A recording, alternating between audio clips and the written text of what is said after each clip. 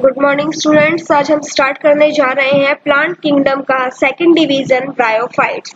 तो चलिए स्टार्ट करते हैं।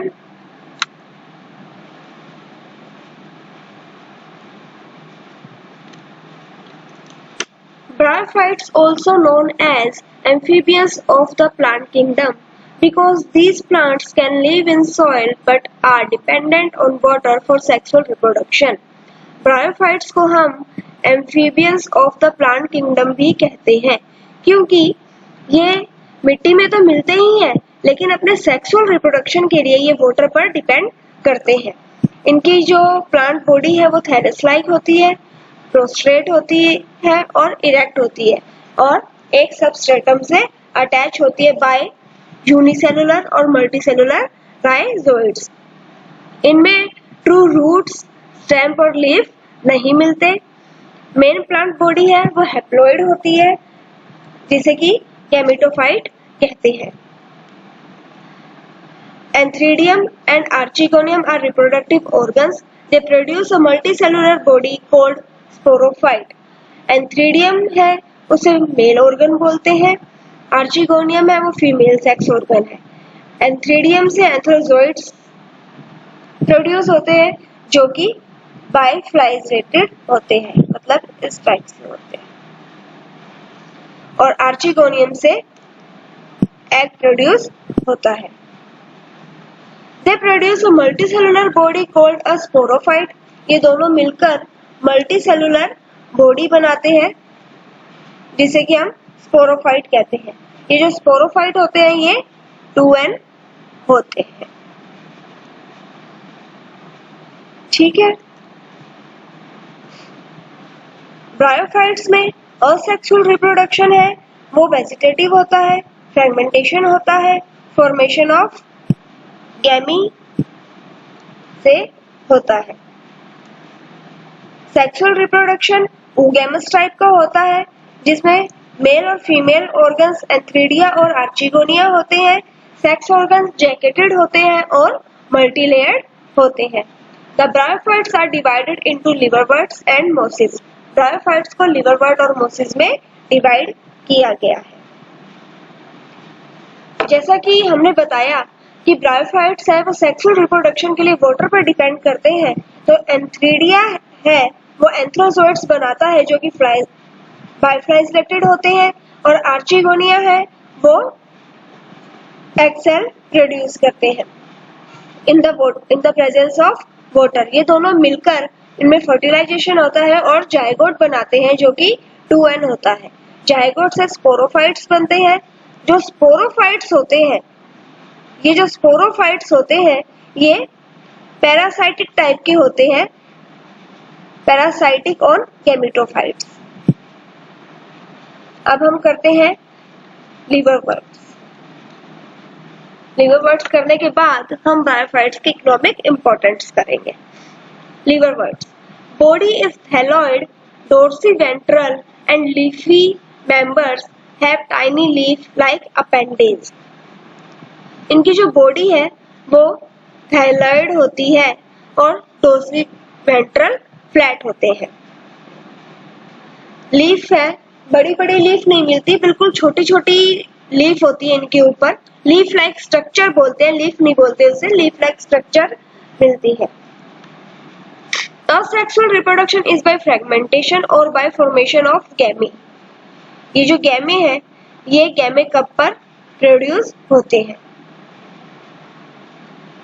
Asexual reproduction, male and female sex organs are produced either on the same homothalli, same homothalli यानी एक ही थैलस पर प्रोड्यूस होंगे, या फिर डिफरेंट थैलस पर प्रोड्यूस होंगे, जिसे बोलेंगे हेटेरोथैली।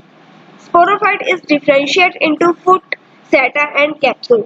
Sporophyte है वो foot, seta और capsule में डिवाइड होता है। Spores germinate to form gametophyte. Spores germinate होते हैं और gametophyte बनाते हैं।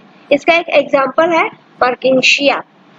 लिवरवर्ट्स है वो moist, shady habitats में हमें देखने को मिलते हैं। अब हम करते हैं mosses. Gametophyte consist of two stage, इनमें टू गैमेटोफाइटिक स्टेज मिलती है। First stage is the protonema stage, develops directly from spores. Protonema है वो डायरेक्टली स्पोर से प्रोड्यूस होते हैं। Second stage is the leafy stage, second stage को leafy stage कहते हैं या सेकेंडरी प्रोटोनेमा भी कहा जाता है। Develops from the secondary protonema as a lateral bud. Rhizoids and leaf like structures are present, rhizoids और लीफ लाइक स्ट्रक्चर प्रेजेंट होती है। Vegetative reproduction is by budding and fragmentation in the secondary protonema. Antheridia and Archegonia are produced at the apex of the leafy shoot. हमने पहले ही बताया था antheridia male sex organ है, archegonia female sex organ है। After fertilisation antheridia और archegonia में fertilisation के बाद जाइगोट बनता है। जाइगोट से स्पोरोफाइट्स बनते हैं जो कि फुट, सेटा और कैप्सूल में डिफरेंशिएट होते हैं। Some examples of mosses are Funaria, Sphagnum and Polytrichum. ये इसके कुछ एग्जाम्पल्स हैं। चलिए अब हम करते हैं ब्रायोफाइट्स के importance. Some bryophytes provide food to birds, herbaceous animal. Species of Sphagnum provide peat, which is partially carbonized vegetable matter and used as fertilizer and fuel. Colonize rocks and cause weathering of rocks. Make dense mats on the soil, hence reduce the impact of falling rain and prevent soil erosion. ये bryophytes के economics importance थे। चलिए अब हम करते हैं third division, pteridophytes. The pteridophytes include horsetail and ferns. They are first terrestrial plant. Pteridophytes हैं वो फर्स्ट टेरेस्ट्रियल प्लांट थे। ब्रायोफाइट्स भी टेरेस्ट्रियल थे लेकिन वो अपने सेक्सुअल रिप्रोडक्शन के लिए वाटर की रिक्वायरमेंट रखते थे, जबकि टेरिडोफाइट्स में ऐसा नहीं है। They are first terrestrial plants to possess vascular tissue. ये ऐसे फर्स्ट डिवीजन था जिसमें वेस्कुलर टिश्यू प्रेजेंट था, यानी जाइलम और फ्लोएम मिलते थे। They are found in cool, damp and shady places. Plant body is sporophytes differentiated into true roots, stem and leaves. They have two types of leaves, microphyllous and macrophyllous.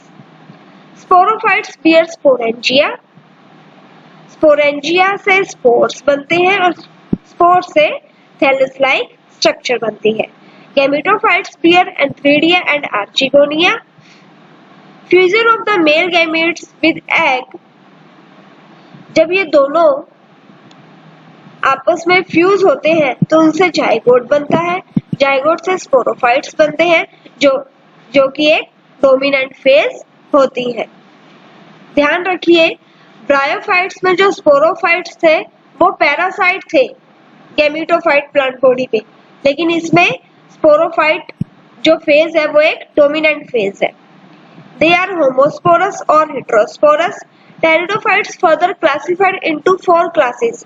Pteridophytes को आगे हमने 4 classes में divide किया है, Psilopsida, Lycopsida, Sphenopsida and Pteridopsida. Pteridophytes की economic importance. Pteridophytes are used to medicinal purpose. Pteridophytes की कुछ ऐसी स्पीशीज है जिनका यूज मेडिसिनल पर्पस के लिए किया जाता है, जैसे Dryopteris. Ferns are grown as ornamental plants for their delicate and graceful leaves. Azolla as a symbiotic association with the nitrogen-fixing Cyanobacterium anabina azolai. Equisetum stem has been used in cleaning of utensil and polishing of metal. Metals पर polish करने के लिए और utensil को clean करने के लिए Equisetum का यूज किया जाता है। They are also used as soil binder. The soil is protect from halogen. इसी के साथ आज का हमारा ये लेक्चर खत्म होता है। कल हम मिलेंगे जिम्नोस्पर्म और एंजियोस्पर्म के साथ। Thank you. Stay safe, stay healthy.